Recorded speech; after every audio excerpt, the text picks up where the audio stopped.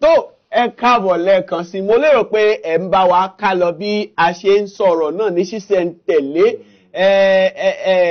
ẹ̀yin náà á wù wá kẹ́ máa bá wa dá sí ètò lẹ́yìn tí a bá fẹ́ kásẹ̀ ohun gbogbo nílẹ̀ lórí ètò lónìí a ó pe àwọn nọ́mbà kan tí ẹ ó fi mọ̀ dá sí bóyá ẹ ó tẹ àtẹ̀ránṣẹ́ sí wa ní tàbí kí ẹ bá wa sọ̀rọ̀ lórí àwọn social media wa bá a kí ni bí ṣe ń sọ lẹ́ǹkan ṣé ìyíhun ti wá tó torí wípé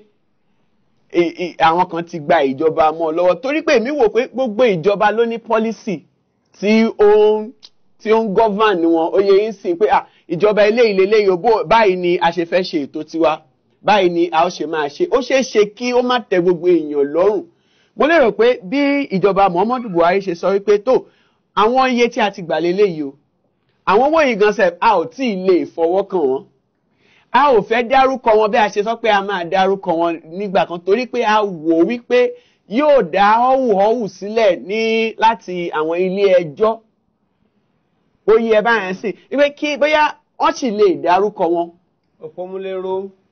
wọ́n ní ẹ máa ń lọ àfi ń lọ ẹnikẹ́ni kádísà yìí kò di pẹ̀pẹ̀ kí lẹ fẹ́ pa ń bẹ̀ ọdún mélòó lẹ fẹ́ sọ pé a kì í máa ń bẹ̀rù aláṣẹ kì í dábàá wọ́n ní aláṣẹ orílẹ̀-èdè Nàìjíríà tó ga jùlọ #1 citizen àṣẹ ni tó dẹ̀ jẹ́ wípé àwọn ràlẹ̀ràlẹ̀ àṣẹ ológun tí ọmọkùnrin fi sọ̀rọ̀ ó sì wà ń bẹ̀ wọ́n ní wọ́n sì sójà. He's always a soldier. ó wà ń bẹ̀ wọ́n tó wá dìbò yẹn wọn táwọn èèyàn dẹ̀ ń retí wọn pé tí wọ́n bá ti dé kíṣẹ́ bẹ́ẹ̀ lákọ̀tún báyìí ń sìn ó ti lé ní ọdún kan tó sùn díẹ̀ tán lórí ìjọba ó yẹ ká ti mọ rí pàràpàrà kí ẹni tí ó sá ti máa sá kẹ́ni tí ó rìn ti máa rìn. èmi rò pé a ti bẹ̀rẹ̀ sí rí àwọn pàràpàrà náà. èwo ń bẹ̀ pàràpàrà tá à ń rí wa àrí pàràpàrà kankan. èwo ń bẹ̀ o torí pé kódà ààrẹ gan fúnra rẹ̀ ló tún sọ ní bí ọ̀sẹ̀ bíi méjì sẹ́yìn nísìnyí iléeṣẹ́ ààrẹ ni pé ó ṣe ní láàánú pé odidi ìpínlẹ̀ bíi 16 ní olówó oṣù san. níwọ̀n olówó oṣù wọn san. ṣé ìyẹn wá jẹ́ ẹjọ́ ìjọba àpapọ̀. ẹjọ́ ìjọba àpapọ̀ nífa wọ́n ní bí ọ̀dẹ̀ ò bá dùn àbí nǹkan bí ìgbẹ́ nílùú rí. bí ìlú Ọ̀ṣun ìlú Oǹdó Èkìtì bó tiẹ̀ mú bọ̀ náà bí ká tiẹ̀ wo opposition irú ìlú Oǹdó Bayelsa tó tiẹ̀ ń ṣe epo bí ò ṣe rí owó oṣù san. Tí yẹn ń gbìyànjú àti sọ ní pé ìjọba Muhammadu Buhari ní kí a dìbò. ìbàjẹ́ ẹ̀bí ìpínlẹ̀ tó bá ṣe pàm practice true federalism ni tó yẹ pé ìpínlẹ̀ kọ̀ọ̀kan ló ń control àwọn mineral resources àti natural resources tọ́ní tó jẹ́ pé fúnra wọn náà ń pawó wọlé ààbò ìpínlẹ̀ bọ̀ níbi tá a wà lórílẹ̀‐èdè Nàìjíríà federalism ti wà federal government nígbà kínní olóńgbà gbogbo owó ìsinú àpò. ṣùgbọ́n àtọ́dún wo ni a ti wá bẹ̀ẹ̀ sí láti ń practice federalism tó wá jẹ́ wípé ńgbà ó wá dórí ìjọba Muhammadu Buhari la wá wò pé tó ìwọ orí rẹ ni ó yẹ ká fi fá gbogbo rẹ̀. nítorí pé gbogbo ẹ̀ pápátá náà ni wọ́n ti fi polongo lásìkò ìbò wọ́n ti campaign fún wa pé báyìí la máa ṣe ìjọba nígbà tí ààrẹ dórí oyè nínú àwọn ọ̀rọ̀ àkọ́kọ́ tó kọ́ máa sọ fún wa ni pé òun ti gbé agbára gbogbo iléeṣẹ́ ológun kúrò ní Àbújá lọ Maiduguri kúrò òun gbé lọ sí Maiduguri lẹ́sẹ̀kẹsẹ̀ pé kán máa lọ sí Maiduguri lẹ́sẹ̀kẹsẹ̀ kí ló dé tí wọn ò jẹ́ kó dẹ́yìn ọdún kankan tó ṣe. ẹjẹ́ àti bẹ̀yẹn bẹ̀rẹ̀ ẹni pé a ò tí bẹ̀rẹ̀ sí rí ọwọ́ improvement lórí ìjọba presently ní sí. ní àárín improvement yìí. kí ni nǹkan tí ẹ sọ pé a ò tí. lórí ọ̀rọ̀ corruption yìí. lórí ọ̀rọ̀ corruption yìí pé a ò tí bẹ̀rẹ̀ sí. ṣé mọ̀ pé irú owó tá a rẹ ni pé ó dáa ti gbowó kan kẹ́rì wọ́n ní bẹ́ẹ̀rì ẹbí bá tán nù ìṣẹ́ ti bẹ̀rẹ̀ ńgbà inú ọ̀rọ̀ tán sọ àti ọ̀rọ̀ àwọn owó kan o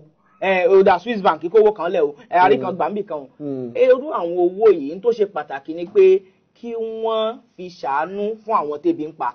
ẹjẹ́ àwò báyìí wọ́n ní wọ́n fún ọ ní bail out alákọ̀ọ́kọ́ fine kí ló dé tá a ṣe àwọn long term measure kó jẹ́ pé àwọn short time measure là ń ṣe ẹjẹ́ àwò fún àpèjúwe owó tán náà fẹ́ fún wọn sìn wọ́n ní kán lọ mọ́ wá wọ́n fún wọn láwọn oríṣiríṣi àwọn standard tó gbọ́dọ̀ meet up pẹ̀lú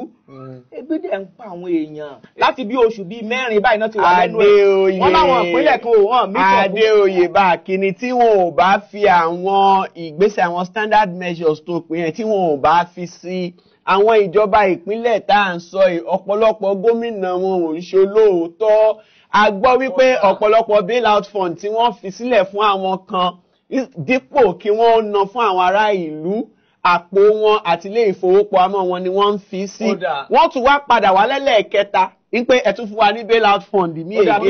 Kí wá là kí ni iṣẹ́ ẹ jẹ́ ká wò báyìí ó ti pé oṣù kan àti díẹ̀ tí ìjọba ti rọ́pò lórí owó ìrànwọ́ owó epo that is first subsidy. Bẹ́ẹ̀ni subsidy. Wọ́n dẹ̀ ní iye tí wọ́n sọ wípé ìjọba ń pàdánù lórí nǹkan yìí. Pé láàrin oṣù kan yìí bá irú owó tó rogún láàrin oṣù kan yìí níbo ló wà. Ìyẹn níbẹ̀ tẹ́ ẹ bá kíyèsí alẹ́ ni wípé kò yẹ kí ìjọba tó wà lórí oyè tó jẹ́ ààrẹ kó lẹ́nu ju ẹgbẹ́ òṣèlú tó gbé lórí oyè lọ. Kò yẹ kí ìjọba lẹ́nu ju ẹgbẹ́ òṣèlú tó gbé. Ẹ rí wípé platform ẹgbẹ́ òṣèlú náà fi lọ síbẹ̀. Ẹ rí mo wò lórí Orísun láìpẹ́ nígbà tí ẹnìkan ń ṣe àwọn ìfọ̀rọ̀wérọ̀ kan wọ́n nígbà tí bàbá wa Shehu Shagari wà lórí oyè bàbá wa Akíndé ni wọ́n jẹ́ national chairman fún ẹgbẹ́ NPN nígbà yẹn tí wọ́n bá pe meeting Shagari Akíndé ò gbọ́dọ̀ dé meeting kó Shagari ni president. Tí ọ̀rọ̀ ìlú tó bá jẹ́ wípé ọ̀rọ̀ ìlú ni ó fà á tí ò fi lè tètè dé. Tó bá jẹ́ ọ̀rọ̀ ló fà á. Tó bá jẹ́ pé ọ̀rọ̀ pé àyè wà. Ǹjẹ́ ẹ ti gbọ́ ǹjẹ́ kí ni ǹjẹ́ ẹ